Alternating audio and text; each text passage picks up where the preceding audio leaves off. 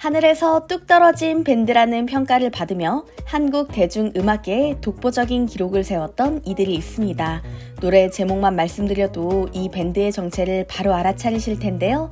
오늘의 주인공, 아니 벌써? 나 어떡해? 그대는 이미 나 등 주옥 같은 명곡을 탄생시킨 산울림입니다. 그런데 놀랍게도 이들의 노래가 유럽 록 마니아들 사이에서 역주행 중이라고 하는데요. 어떻게 된 일인지 지금부터 자세히 설명드릴게요. 사실 산울림의 노래가 해외에서 각광받은 것은 이번이 처음이 아닙니다.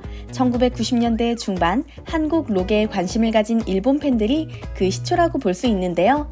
일본 팬들은 한국의 중고 레코드숍을 돌며 산울림의 LP를 싹쓸이했고 그 때문에 산울림 LP 가격이 천정부지로 치솟았다고 하죠.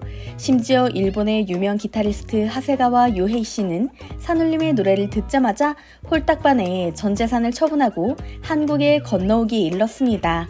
나 역시 20여 년 가까이 음악을 해왔지만 산울림의 음악을 듣고 한순간에 지금까지 배웠던 음악 스타일이 아무 의미가 없다고 느껴졌다고 밝힌 하세가와 요헤이 씨.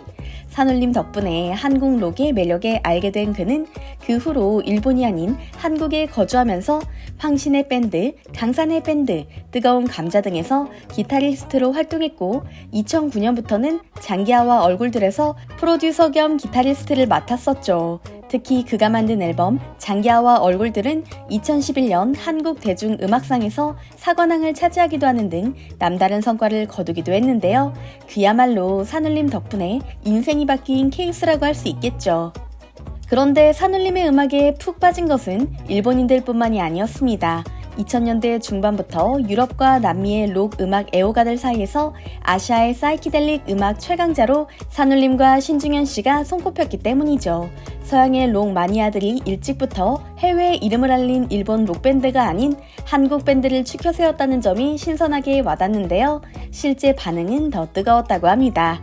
이들은 1970년대 후반에 발매된 산울림의 음반을 듣고 나서 이게 1970년대에 나온 음반이라니 믿을 수가 없다. 이런 음악은 어디서도 들어본 적이 없다. 첫 앨범부터 미친 것 같다. 한국이라는 나라에 이렇게 천재적인 밴드가 있을 줄 몰랐다는 감탄을 쏟아냈다고 하니까요. 그러나 유럽에서는 정식 발매된 앨범이 없다 보니 아름아름 수입해서 듣거나 불법 해적판이나 정체불명의 컴필레이션으로 노래를 들을 수밖에 없었다고 하는데요.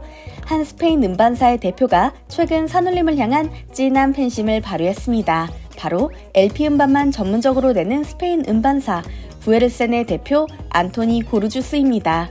부에르센은 1960년대부터 1980년대 세계의 명반을 집중적으로 발굴하고 있는 음반사인데요. 이번에 산울림의 음반을 무려 4장이나 발매했습니다. 산울림 1, 2, 3집 LP 그리고 4에서 9집 중 23곡을 고르주스 씨가 직접 선곡해 자체 편집한 LP였죠. 제 아무리 록 마니아들 사이에서 산울림이 유명하다고는 하지만 가까운 일본도 아닌 유럽, 그것도 스페인에서 산울림의 음반이 정식 발매되다니 놀랄 수밖에 없는데요. 여기에는 특별한 사연이 숨어 있습니다. 고르주스 씨와 산울림의 인연은 25년 전으로 거슬러 올라갑니다. 당시 한국인 음반 컬렉터 추천으로 산울림 1집을 처음 듣게 된 고르주스 씨는 뒤통수를 얻어 맞은 것 같은 충격에 휩싸였다고 합니다. 어디서도 들어본 적 없는 특이한 사운드에 놀랐고 어떤 수식어를 붙일지 몰라 혼란스러웠다고 첫 느낌을 밝힌 그는 산울림 노래의 매력에 대해 이렇게 설명합니다. 거친 보컬에 광기가 기괴했지만 끌렸고 갑작스레 분위기를 바꾸는 곡의 전개가 신선하고 독보적이었다. 수많은 록밴드 음악을 들었지만 이렇게 내 마음을 사로잡은 밴드는 처음이었다라고 말이죠. 특히 그는 한국어 가사가 인상적이었다고 밝혔습니다. 당시에는 무슨 뜻인지 모르고 소리의 독특함에 이끌렸다고 하는데요. 지금은 번역을 통해 그 뜻을 알게 되었고 더욱 감탄할 수밖에 없었다고 합니다. 실제로 산울림 가사는 비유와 아름다운 표현으로도 유명하죠. 아무튼 산울림의 음악에 푹 빠진 고르주스 씨는 급기야 스페인 현지 공연까지 기획하게 됩니다. 그 후 반응이 좋으면 정식 음반을 발매할 생각이었다고 하는데요. 산울림을 스페인으로 초청하기 위해 여러 차례 연락을 시도했지만 안타깝게도 답변을 받을 수 없었다고 합니다. 당시 상황을 살펴보니 그럴만도 했습니다. 막내이자 드러머였던 김창익 씨가 이민을 갔던 캐나다에서 불의의 사고로 세상을 떠난 때였기 때문이죠. 산울림 활동은 공식적으로 종료되었고 더 이상 완전체인 산울림을 만날 수 없는 상황이 돼버린 것이죠. 하지만 고르주스 씨는 그 후로도 생각이 날 때마다 산울림의 근황을 찾아봤다고 합니다. 그러다가 2022년 김창완 씨가 데뷔 45주년을 맞아 그동안 낸 앨범을 LP로 다시 낸다는 소식을 듣게 된 것이죠. 이번에야말로 산울림의 앨범을 유럽에서 정식 발매해야겠다고 결심한 고르주스 씨. 그는 해당 작업을 맡은 국내 음반사를 수소문하기 시작합니다.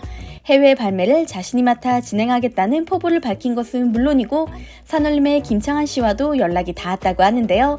김창완 씨를 설득한 그는 자신이 가장 좋아하는 산울림의 노래만 꼽은 컴필레이션 앨범 발매까지 진행하기에 이르렀습니다. 이처럼 산울림의 열렬한 팬인 고르주스 씨의 활약 덕분에 놀라운 일이 일어나기 시작합니다. 2000년대 초반에 산울림을 좋아했던 유럽 팬들의 향수를 자극한 것은 물론이고 젊은 세대들마저 산울림의 음악을 구해 듣기 시작한 건데요. 심지어 발매 전 사전 예약을 받았는데 주문이 너무 많아 추가로 제작해야 할 정도였다고 합니다. 1970년대 한국 음악이 유럽에서 통할 줄 누가 예상이나 했을까요? 그러나 영국의 저명한 대중음악 잡지인 신딩마저도 산울림의 음악을 인정했습니다. 이번에 발매된 산울림의 음반을 구해 들었다는 30대 기자, 심지어 산울림 특집 기사를 작성해 게재했는데요. 뭐라고 평가했을까요? 기사 내용을 번역해 그대로 읽어드리겠습니다. 산울림의 음악은 경계를 깨부순 사이키델릭 록 사운드다. 록 음악의 전성기보다 상대적으로 늦게 활동을 시작했지만 이를 충분히 만회하고도 남을 만큼 독창적 스타일을 확립했다. 그들은 한국의 정치적 혼란과 정부의 규제가 횡행하는 분위기 속에서 큰 성공을 거두었으며 독창성과 놀라운 음악성으로 2000년대 초반 일본과 유럽 록 마니아들의 사랑을 받기도 했다. 1970년대에 저 멀리 한국에서 사랑을 받은 록밴드의 음악이 이처럼 멋질지는 예상하지 못했다. 기분 좋은 놀라움이었다. 이처럼 유럽 현지에서의 뜨거운 반응에 산울림의 김창완 씨는 어떻게 반응했을까요? 그는 1970년대에 발매되었던 산울림의 앨범이 해외에서 사랑받는다는 것이 아직도 실감나지 않는다고 말하며 기뻐하는 모습이었습니다. 특히 국내에서 사랑받은 산울림의 곡이 주로 서정적인 발라드 노래였는데 해외에서는 퍼지 기타와 오르간을 중심으로 한 사이키델릭풍의 노래라는 점이 이색적이었다고 밝히기도 했는데요.